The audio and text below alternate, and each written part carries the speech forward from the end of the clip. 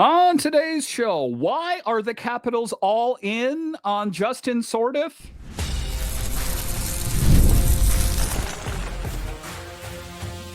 Your Locked On Capitals, your daily podcast on the Washington Capitals. Part of the Locked On Podcast Network. Your team every day. Well, hello and welcome into this edition of Locked On Capitals, part of the Locked On Podcast Network, your team every day. My name is Dan Holme. I've covered the Capitals for the past 3 seasons for Locked On and various other outlets before that. I'm also the host of the weekly show called The Capitals Minutecast, available wherever you find your podcasts. And as always, I want to thank you for making this your first listen of the day.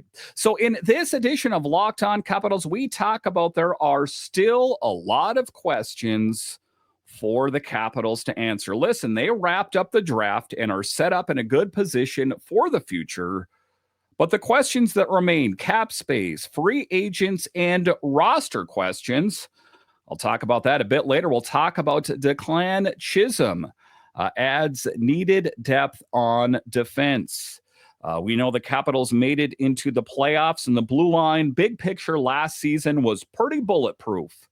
But then what happened? Martin and Faravari got injured, and, well, things changed. The Capitals don't want to go down that road again. That is why they acquired and traded for Declan Chisholm. But just to get it going here, we'll talk about the man of mystery and Justin Sourdif. And people are like, who is this guy? And why did the Capitals give up 2 draft picks to acquire him? Does he have something on Chris Patrick? Does he know something? Okay, maybe a little bit of hyperbole there. But in any event, there was a lot of question surrounding Justin Sourdif that I'm going to say, if you aren't an NHL fan, big picture, or a Panthers fan, you probably don't know who Justin Sourdif is, or maybe make that a little bit more clear. If you're not an AHL fan, as he has spent a lion's share of his time playing in the AHL, a relative unknown. But what are some of the things that we know is that the Capitals have been all in on him for quite some time, and that's the case. Sometimes you don't know that the Capitals are all in on players until after. That was the same thing about Chychrun and a lot of different other players, that they're kind of on the Capitals' radar. Not the right time now? Nope, not then. Now's the time. Seize the day. And according to Chris Patrick, there was a bit of a feeding frenzy, that there were apparently other teams that were interested in this relative unknown player. Let's dive into the latest with the Capitals and who is Justin Sourdif. Again, a lot of questions, and kind of lit up social media that you gave up 2 draft picks for who was that again? Let's talk about the man himself and what happened here somewhat recently on June 26th. The Capitals sent a 2nd rounder and a 6th to the Cats to get him. And let me tell you, like Chris Patrick said, they've been trying to land this guy for a while. He's 23, can play center or wing. And as far as production, put up 34 points in 43 AHL games, plus 10 more in the Calder Cup playoffs. And he's nasty in the dirty areas.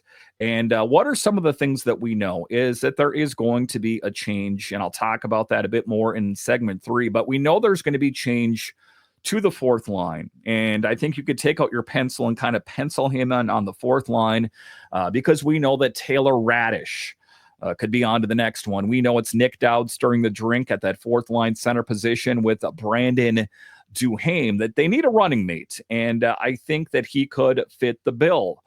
At least, let's say, pencil him in. Chris Patrick said it straight up, underline this with a highlighter, bold print: Sourdif is going to play in the NHL full time next year. There is no ambiguity there. He said it matter-of-factly, make no mistake about it, that you better get used to the name Justin Sourdif in the NHL. And, I think that people and, fans of the NHL, that, if they're not familiar with the name, you're like, wait, you traded draft picks for who was that? I think there's a lot of that. And Sometimes it's just reading into players. Pierre-Luc Dubois is another guy like, wait a minute, you traded Darcy Kemper and we took on a how many year contract? Didn't he sign an 8-year deal with the Kings? That I think that we just need to trust the system. This isn't Chris Patrick out on an island going, yes, I'm going to make this bold move that no one's going to understand, that the amateur guys were involved in this. There were a lot of moving pieces behind the scenes before this was facilitated. But him saying Sourdif is going to play in the NHL full-time next year, that is a huge vote of confidence. I don't think I've ever heard that, or at least recently, from a Capitals GM saying a matter-of-factly they will. Kind of opens the door if they don't work out, and constant pressers. Hey, remember that time you said he was going to play? So I guess that's open to interpretation. I guess relatively speaking, but it'll remain to be seen. I don't want to peg him in any negativity. When you take a look at the back of his card, if you take a look at why the Capitals made the move they did, I understand it. I do, but I also understand the fans' perspective as well. Now you take a look at him. He's not just another call-up. He's a middle six guy. Could be the next Lars Eller. Okay, and when I say Lars Eller, I'm talking about like 2018 Lars Eller, not current day. Not that there's anything wrong with that. Well, kind of. Or maybe a Tom Wilson light down the road, as there is a bit of physical snarl to his game. And again, there's a lot of lines drawn to Tom Wilson because, well, he fills a lot of shoes, doesn't he? I like his bite. I like his motor, and he's only getting better. And I like this. And to me, it doesn't come as any surprise because we know that if this would have made it to, July 1st on Tuesday, that he could have easily demanded the Kings ransom, and he very well could have got it. And why didn't the Florida Panthers want him? If Dan's saying he's so great, and if Chris Patrick is saying he's so great, then why? Because there's a bit of a logjam with the Panthers as well. That they have some big names that are due for new contracts, and some of them taken care of somewhat recently here. That I think that they are trying to reevaluate their organization. Winning back-to-back Stanley Cups is pretty good on your resume, but how do you keep that thing running down the road? I think that this was an important part for them, and the draft picks the Capitals gave up, you take a look at it, future pieces, lower draft picks, I think it fills a need that was open. And, like I said, I think that oftentimes people are looking for the big sexy names. But if you take a look at the Capitals historically, sometimes it isn't the sexy names that got the Capitals where they wanted to be. Big picture, I put my stamp on this. I think that Chris Patrick made a wise decision, and he must know something that a lot of us don't know if he said emphatically he will play in the NHL, more specifically for the Capitals all season long. An exciting storyline to follow, that is for sure. All right, so coming up here after the break, we'll talk about Declan Chisholm adding needed depth on the blue line. The Capitals will not go into another playoffs without needed defensive depth. Who is Declan Chisholm? I'll talk about him straight ahead.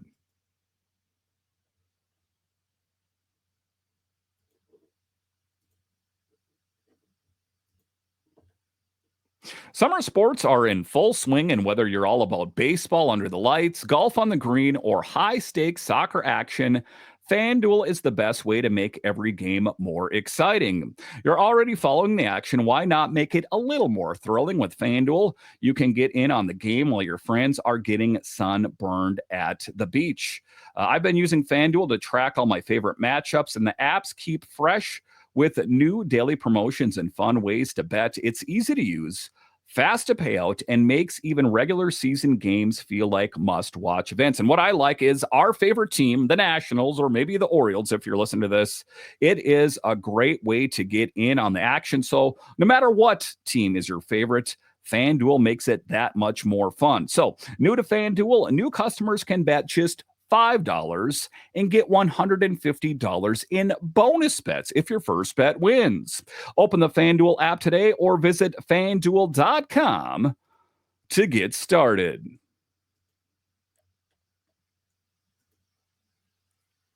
All right, welcome back into this edition of Locked On Capitals, part of the Locked On Podcast Network, your team every day.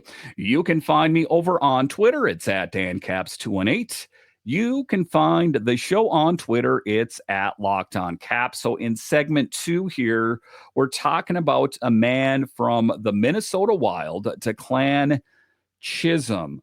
Adds some needed depth on defense. And, that's the thing, and if we recall back to last season, it wasn't too long ago, it should be pretty fresh up there, is that the move on the trade deadline was for Anthony Beauvillier, and, well, that's crickets. That's all they did. And what did the press corps? What did everyone say? You didn't want to mess up the chemistry. You didn't want to mess with the vibes, man. Everything's going so good. Why do you want to mess it up? Well, what happened is Marty Faravarti got injured. They broke the glass, pulled out Alex Alexeyev, and, well, his date had been expired. And what do I mean by that? He didn't really live up to potential. The Caps will not make that mistake again. That is why the move that was made to acquire Declan Chisholm and to add some needed depth. Is he going to revolutionize and change the blue line for the Capitals? No, but when they need to crack open the cupboard in emergency, I have a viable option, at least on paper. Let's dive into that in segment number 2 here. And, it was a move that was made on day 2 of the draft. And, one of the things that, I didn't really anticipate, was more keyed in on the selections that were going to be made there. But let's talk about the other key piece, Declan Chisholm. So this deal is kind of flew under the radar. If you follow, the NHL or the Capitals on Twitter X, you might see different things. And in the mix and all of that, when you saw all the draft, selections for the Capitals or whoever else, you probably lost that one in the mix. Or if you did see it, you're like, wait, who? So they get to Chisholm from Minnesota. He's 25 and 12 points in 66 games, plays nearly 17 minutes a night. So, not a sexy name, not really a sexy player, if you will, not flashy, but the guy can move the puck.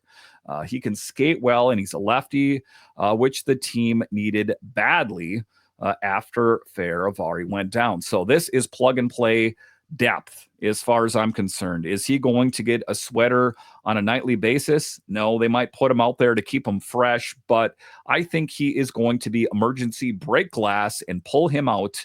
That's where he could fit in. And I think the Capitals last season got lucky. You take a look at Chychrun was injured briefly.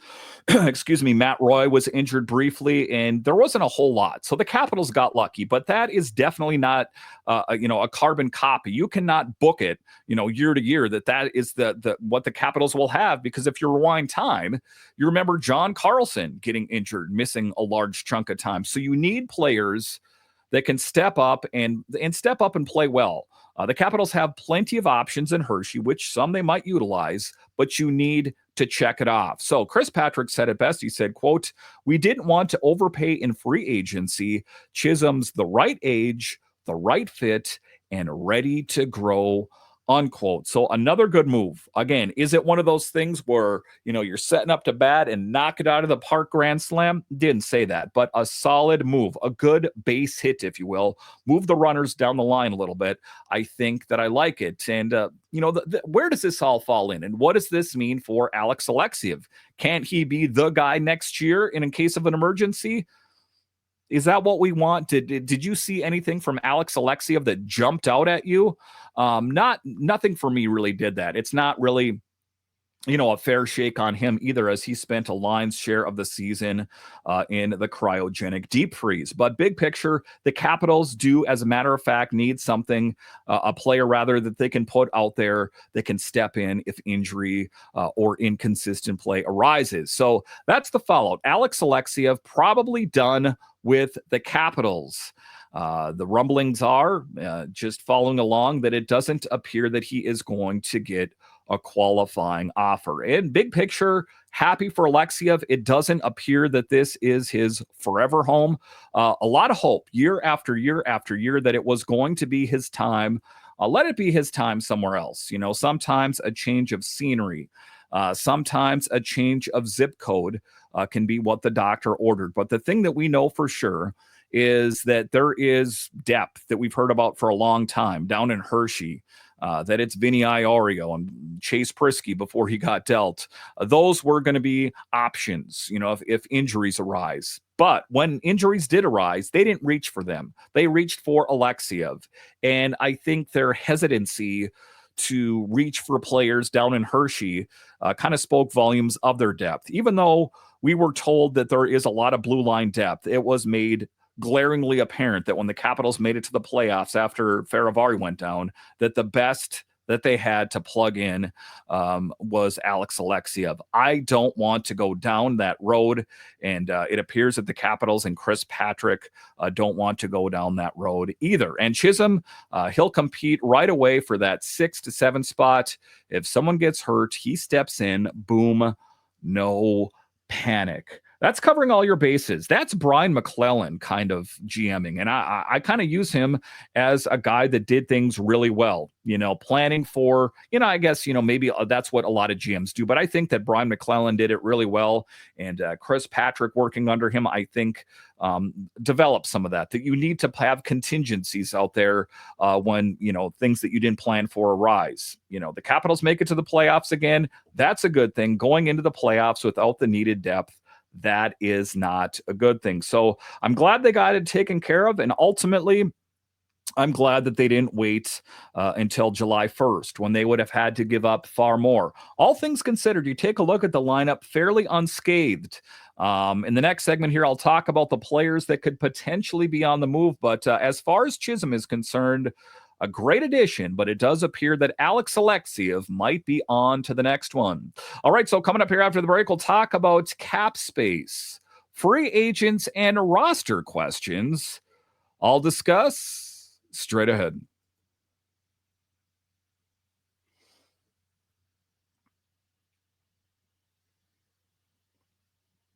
All right, welcome back into this edition of Locked On Capitals, part of the Locked On Podcast Network, your team every day. The best way that you can help grow the show is to subscribe to Locked On Capitals on YouTube and comment anything down below. In the final segment here, we're talking about cap space, free agents, and roster questions. And you can kind of see Chris Patrick tipping his hand a little bit about who is going to be here and who is not going to be here. And in the last segment, I talked about the addition of Declan Chisholm to this team for added depth, that it does appear that Alex Alexeyev could be on to his next NHL adventure. So it's not just him. There are a lot of players that could be on the move. Let's talk about them here in segment number 3. So the Caps have about $9.3 million in cap space, and there's still a lot they would like to do. And we're at the point now where they need to prioritize which player they want to give the full court press. Let's start with the free agents: Anthony Beauvillier, Andrew Mangiapane, Taylor Radish, Lars Eller. I would prioritize them in that order, as a matter of fact. If I had to pick one that they go all in on, it would be Anthony Beauvillier. And if you're not familiar, the only trade that the Capitals took place in at last season's trade deadline, and all things considered, played pretty well. I don't think the ceiling or the projection on him was that high. I think that the feeling was that he was going to play on the third line, had some experience at center on the wing. But when we saw it in the playoffs, he stepped up and played a huge role. Played on the first line at times with Dylan Strome and Alex Ovechkin, and that's a vote of confidence as well. But, it shouldn't really come as any surprise, as he was billed with top minutes with Sidney Crosby in the Steel City as well. The second option, Andrew Mangiapane, does seem like his foot is out the door, but if the Capitals could finagle a way to keep him here, I think, I hate to say it, but there's worse options out there. Andrew Mangiapane wasn't great. He wasn't poor. He was kind of meh. And I guess if you need a meh player, if you don't have a better option, then I would push my chips in. As far as Radish and Eller, we have some lovely parting gifts for you. Not to say they played a poor job, but we've got to see someone better. So Anthony Beauvillier, pushing your chips on him. If a deal can be done, and with Andrew Mangiapane, okay. But if not, I would be happy with seeing what is behind door number 2. But still talking, and Patrick made it clear if it's not a fit financially, they'll move on. So, I mean, I've just rattled off 4 players there. There is the distinct possibility that all 4 of those players could be out the door. Possible. Again, I have just a hunch, an inkling that the Anthony Beauvillier deal gets done either on July 1st or before July 1st. I think that he's worthwhile, and I really hope that's the case. But it's not only about that; it's about flexibility too, because Connor McMichael, he can play wing or center. So a lot of balls in the air is what they say. That we know that Connor McMichael playing center is his native position. He wants to play center, but ultimately he'll play wherever he's needed. Probably not goalie, but you know what I'm talking about. That I think that he is the front runner to play that third line center position. But what are some of the things that we know is that he excelled at that second line wing position as well. So a great option there. And I think that is ultimately why the Capitals made some of the moves, and we will see other potential moves as well. So the Caps could spend big on a top 6 guy or spread that money across 2 or 3 role players. So they do have a decent amount of money to spend. Just kind of my spidey sense, my hunch is that they don't go out and pick up a big name. And I guess, big name means something different to everyone. But if you're thinking marquee name, probably not. And then there's the RFAs. Hendrik Slop here sounds like a bridge deal is coming, still seen as part of the future. Again, seeing is believing. That Hendrik Slop here has been given every opportunity possible to succeed. And what has he done with it? He has not made the most. Now, to be clear here, he started the season as the answer on the third line center position. Didn't work out. Got sent down to Hershey. Didn't sulk. Didn't moan. Just really kind of knocked it out of the park with the Hershey Bears. And that's encouraging. I think that if he would have gone down there and just kind of had an attitude, then I think that he wouldn't be a Capital right now, or he would be on the move. So I think that he is going to be able to, get a kick at the can, if you will, at that third line center position. And maybe to see what happens there. But as far as the contract is concerned with him, he's at the point of his career where it's like a 1-year deal, minimal amount of money. Go out there, make us believe you belong here. Because we've tried to retread that tire year after year after year. This year, it's over. So either they move him or they give him a 1-year deal, a prove-it deal to say, make us believe that we made a good decision, or we have some lovely parting gifts for you as well. I'm ready to cut bait with Hendrik Slop here. I'm sick of the perennial story that he's going to be good next year. Next year just needs more development. Yeah. He's had the development. Make good on what kind of player you truly are. Alex Alexeyev, like I talked about, likely not qualified. Like we said, probably gonzo. And players to keep an eye on: Ivan Miroshnichenko and Andrew Crystal. Crystal, as we know, one of the last players cut. I'm here to say very well could have probably been on the team, entry-level deal, couldn't play a certain amount of games. You're going to burn the first year. Enough. I'm not talking about that anymore. That Andrew Crystal, I think, is one of the front runners to make this team. Again, not 100% for sure. We saw what he did with Spokane Chiefs last year. Boom goes the dynamite. Really, really good. But it's not always a straight line to the moon, right? As we saw with Ryan Leonard when he got his opportunity. The feeling was that once Ryan Leonard is here, he's going to change everything. That sometimes these guys, it's a slow build, and it takes a while for them to find their footing. So Andrew Crystal, very well, and Ivan Miroshnichenko only continues to get better. I think that there's a distinct possibility that he makes the team as well. But there's only so many positions available. I guess it depends on who is on the move. And, is Ivan Miroshnichenko at the point that what he's doing on the ice is sustainable? We've seen glimpses and glimmers of greatness on the Capitals, better with the Hershey Bears. We need to see more from him on the big team with the Capitals. So a lot of questions. I know the draft is done and there is some time. I am recording this on Saturday evening that things could change. And, we could see some deals take place. It's going to be interesting to see what the Capitals do on July 1st. It's free agency and things open up. But what are some of the things we know? It can be a feeding frenzy, and I don't want the Capitals to spend too much on one player that's a maybe. I'm not too worried about it, to be honest with you. Chris Patrick, the Capitals have knocked it out of the park. This team is only getting better. There is a lot to be happy about. I think this team will just get exceedingly better in the near future here. All right, once again, I want to thank you for joining me on this edition of Locked On Capitals, your only daily year-round podcast covering the Capitals. And I want to thank all of you that listen on the audio side and watch this on YouTube. You are what makes the show successful. When you're done here, head on over to Locked On NHL, as they have you covered 5 days a week, available wherever you find your podcasts and on YouTube.